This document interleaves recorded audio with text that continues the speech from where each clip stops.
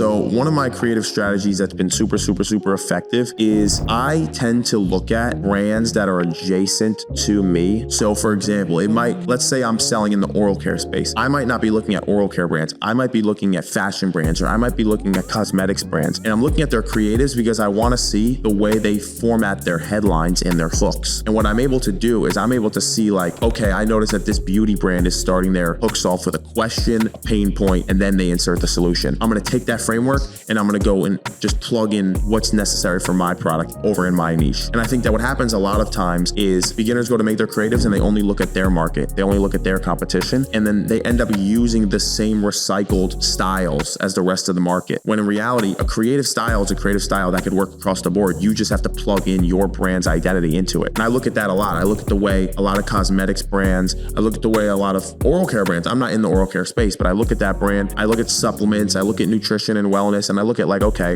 they have a 2-minute video and a 12-second hook. First 12 seconds, they're introducing the pain, the ideal customer, and the side effects of what happens if they don't fix this problem. At the 12-second mark, that's when they insert their solution. This ad's been running for 300 days. I'm gonna go replicate it. I'm gonna replicate that format for my niche. And I think that that's something that's been super effective for me, is being able to look at brands adjacent to me and even brands that have no connection to my industry and replicate their formats into my content and my creative strategy.